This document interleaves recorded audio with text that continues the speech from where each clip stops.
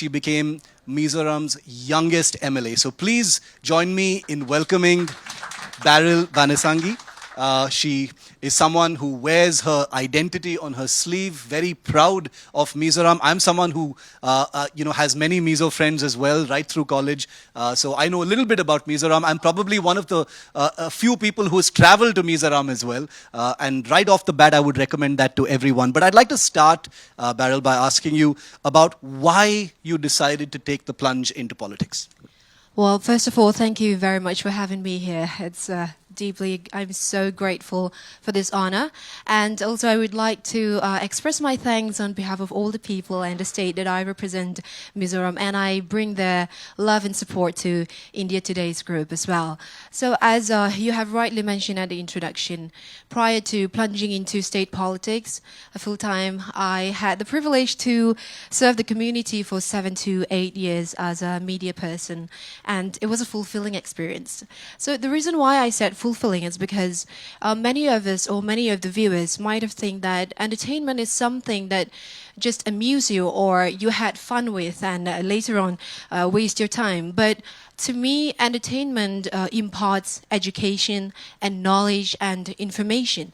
And allow me to elaborate and give an example. I hosted one of the shows called Focus Mizoram, where I focused on the burning issues, the trending topics, and the latest news.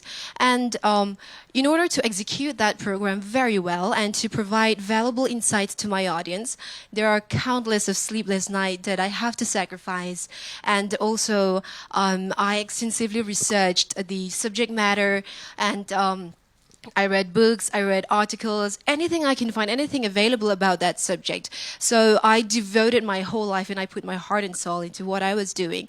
Then later on, I realized and discovered that I needed to concentrate on something more logical, practical, and something which is essential that touched the hearts and life of the people that I was serving through TVs. So then I became interested in pursuing politics. And the bottom line is politics is a career that allows you truly to work with the people and work for the people at the level of no other careers will let you. So I guess the mission perfectly matched with my passion. That is the reason. You've been an MLA for about a year now? A little less than a year? Only for 2 months. Over yes. 2 months. Okay, you've been an MLA for 2 months now, which is, so you're a brand new member of the Legislative Assembly. What's that been like? Because going from being an MLC to an MLA is a big jump. Lots more responsibility, yes. Many more expectations as well. And I imagine that, counterintuitively, because you're young, there are probably even more expectations from you. Definitely. I feel like the whole pressure is on my shoulder. And I was like, sometimes I'm on a ride of an emotional roller coaster because the seniors would be, the veteran would be telling me that this is not the way, or somebody would tell me that this is the way. So it was like I'm always at a dilemma. But then later on, I followed my heart and I listened to the voice inside my head. And then as long as I do my best and I commit to what I'm doing, and then I'm determined about what the reason why I'm into politics, then I think their opinion do matters, but what is inside me is a matter. So I truly believed in myself, and then I just carried on every day. And now I survived for 2 months. Let's see for another 5 years. Politics has been seen for a very long time as, whether you like it or not, a man's world. We live in an age now where the women's reservation bill has come in. Many political statements that are made are about women's empowerment. Talk to us about your experience. The Northeast has always been, much more egalitarian as far as women are concerned compared to other parts of the country. What has that experience been like? Well, yes, being born and brought up in a patriarchal society, I do have a lot of obstacles and disadvantages even during the campaign, and not just an MLA candidate, but also as a corporator, because that was my previous profession. And but then like I just mentioned, I feel like those disadvantages can always turn into an advantage of mine.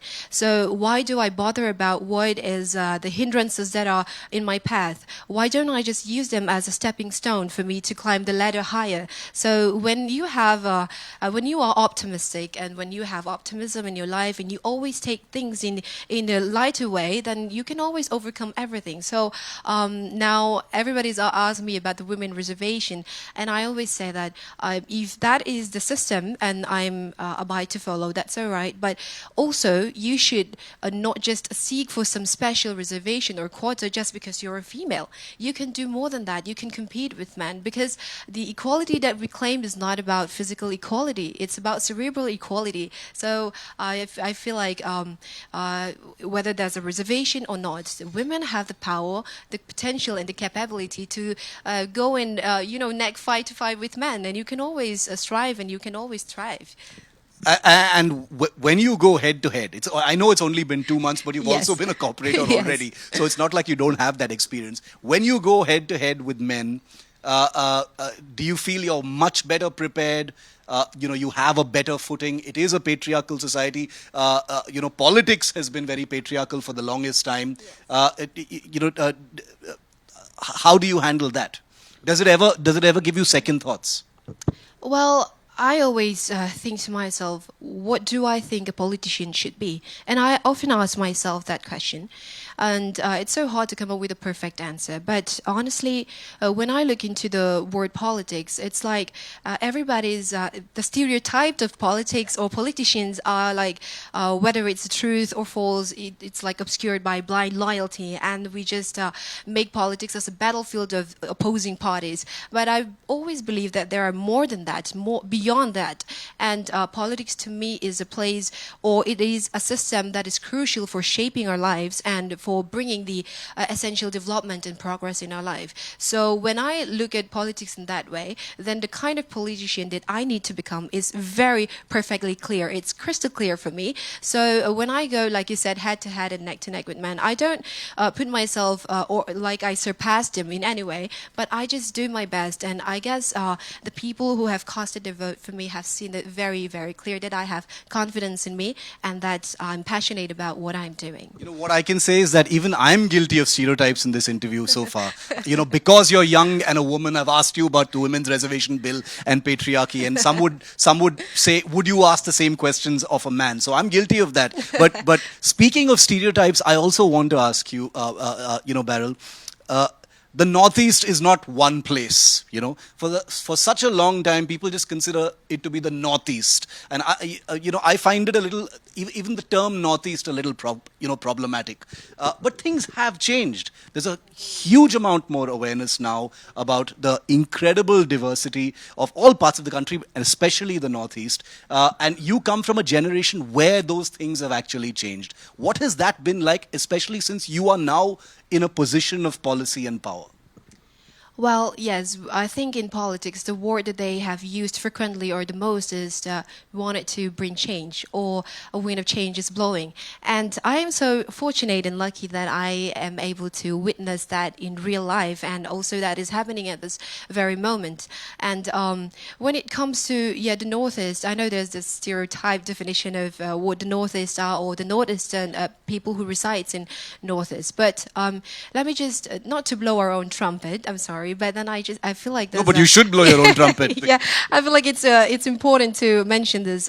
In our state, there are so many, in different categories, there are many exceptional, how should I say, individuals. But let's talk about sports. Here, the weightlifter, the Olympic gold medalist, Jeremy, is from our state. Mizoram, the hockey player, who brought great joy and contribution to our state and glory to our state, and Mr. JJ, the former Indian football captain. They're all from our state, and likewise, even in the other Northeast states, there are many exceptional athletes or sports persons or musicians, or like I said, in different kinds of categories. So we can always, by nurturing and supporting them, we can always contribute much more to the nation as well. And I think they're also they're breaking the barrier.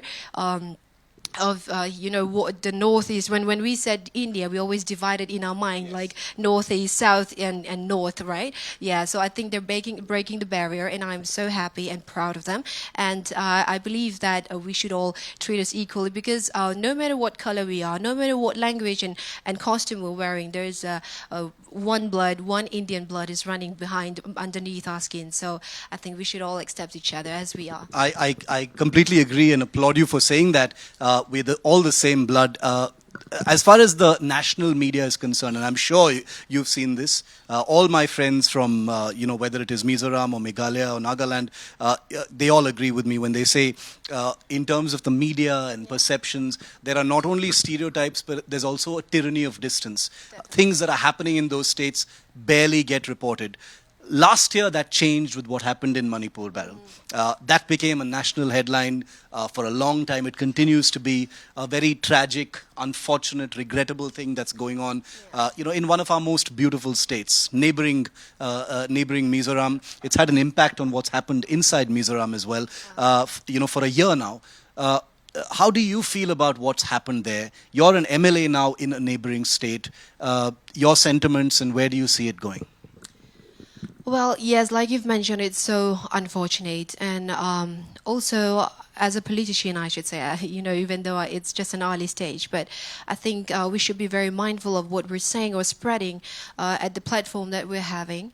And so I often avoid these questions, even back home for the interview, because I do not want it to create any environment negative impact or anything because of what I said on the platform. So even though my heart and prayers are with them, if it's okay with you, can I just skip that? That's not a problem. Yes, the reason I asked it is because the same blood flows through all of us, and I think that's something that evokes an emotion in all of us. Definitely. The people of Manipur are all Indians, and the terrible things that have happened there should stop as early as possible. Definitely. I wasn't trying to get an answer Yes. out of you. It was only because it's a neighboring state, and we do know there's been an exodus from Manipur into Mizoram. Yes.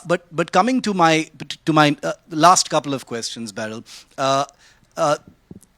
The world has never been smaller. The country has never been smaller. We're all incredibly connected. I can fly to Mizoram tomorrow if I wanted to. I can practically fly anywhere in the Northeast tomorrow if I wanted to. What would you say to the rest of India at this point of time in terms of what you think needs to happen? Whether it is stereotypes, whether it is perceptions, whether it is attention paid to the states of the Northeast, what would you say as a politician if the country was listening to you? Thank you very much. I would definitely pick one of the headline that you just gave me, that is about what needs to be done for the state. Because as you can see, in politics, or I should say, in the field where I am right now, there are so many things needs to be done. And I always have nurtured this desire, deep desire to bring change to the system or the way the government is running.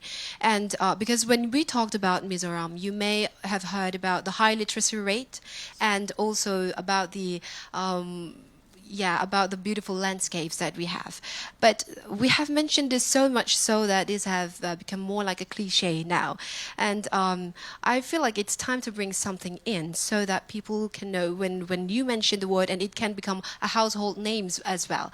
So for me, when I was elected, I knew I was elected with such a strong mandate that people wanted me to bring a meaningful change especially in their lifestyle. So I always intended to focus on the sustainable development and also for the growth of the youth and the entrepreneurs out there, because in an age where government could not keep the promise that they have done before in the past years, or considering the fact that all the government jobs seekers cannot be accommodated in the government job as an employees anymore. So I feel like it's a high time to join our hands, not just the northeast states, but also with the central, to join our hands and also to bring significant changes through the entrepreneurs or through the youth, so that we can contribute more to the growth of the economy of the state of India as a whole. So that is why I would like to take this platform as an issue to open the invitation to all the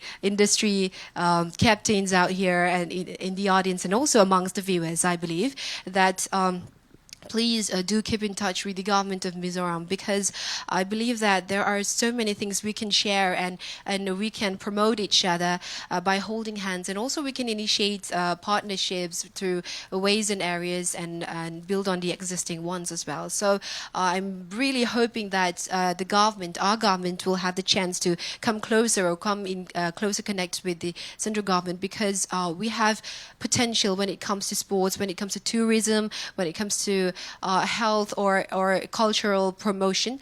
So I just wanted to urge the central government or the people who are here, the who's who of the country who gathered here this evening, that please do, stretch out your helping hands for the state, so that you can see a different scenario of Mizoram after 5 or 10 years to come.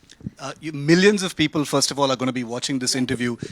Those of us in this room are listening to you now, but I can tell you that the India Today platform is going to be sending your words out and your invitation out, Baryl, to millions of people across our platform. Speaking of millions of people, yes. You're also very popular on social media. You embrace a huge audience. You've got millions of people following you on all your platforms. Do you listen to them? After you became an MLA, I'm sure the DMs and messages have increased exponentially. So how do you handle that kind of flood of feedback that you're getting from all the people who love you so much?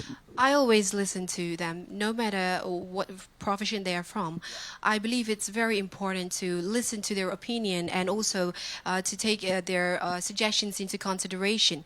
But if I try to accomplish everything that they have given me, or the instructions that have been written to me through my DMs and inbox and WhatsApp, and then my life's going to be a little bit chaos. You won't have time to be an MLA then. Yes. So their suggestions, opinions are always welcome, and I'm thankful that they take the time out to write to me and to connect me. I'm very grateful to them. But at the end of the day, I think what is right and what is just, what is fair and honest always matters to me. So I should say that I do take the time out to respond to most of them, but I can't do that to all of them. But I always do appreciate it, and I always acknowledge that. And I know that when our viewers are watching this interview, they are going to be curious about your headdress. It's beautiful, Baryl. Thank you. And I want to give you the last word and the opportunity to tell us a little bit about it.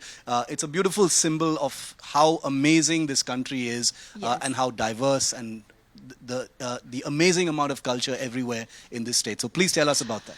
Yeah, this headgear is actually it's a fusion of traditional costume. The original is much more rich and vibrant in color, but since I choose to wear the outfit that is black and white stripes, so I just we customize the headgear, and I hope my people are not offended, because I believe that this is a platform where we can showcase our traditional costume, not just the way it is supposed to be, but also by customizing a bit, so that even the other people or the other brothers and sisters, if they want to wear in some occasion, that they can just fit into it. So this is a modern fusion of our traditional costume, and it's called Ngoteker in Mizo. So the last word then, only 2 months into your membership of the Legislative Assembly, are we looking at a possible future Chief Minister of Mizoram? Well, I think it's I'm allowed to dream, and I'm allowed to keep my hopes high and let the sky be the limit. Let's hope for it, but I will have to work really, really hard for that. So let me have that as a homework from you. We wish you the very, very best on that journey. Of course, it's going to be difficult, but you've started strong, and we'll be watching you all the way. Thank you very much. Thank you very much. Thank you very much. Baryl Vanneihsangi. Thank you. My question was, we know how the elections are fought in this part of the country. Can you tell us something about your elections? Was it for the first time you fought this election? And also, how many candidates were there? And any pleasant and unpleasant experience, anecdote during this?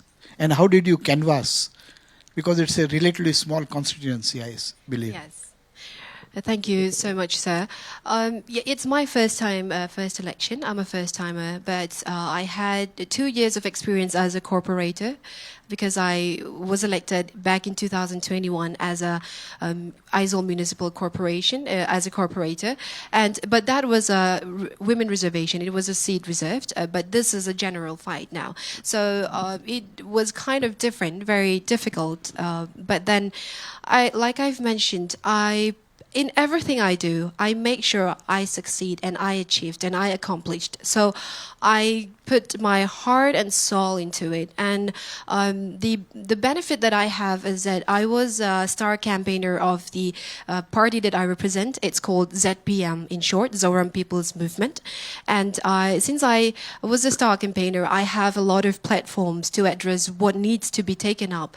And also I have put my own voice there, because since I was a radio jockey, I always tell them that I used to speak in front of you, but now I'm going to speak for you and I'm going to stand for you. So I told them that I will be the voice for those who are unheard or for those who do not have the platform to voice out their opinions. So I always represent the people, and it was a pleasant experience, I should say.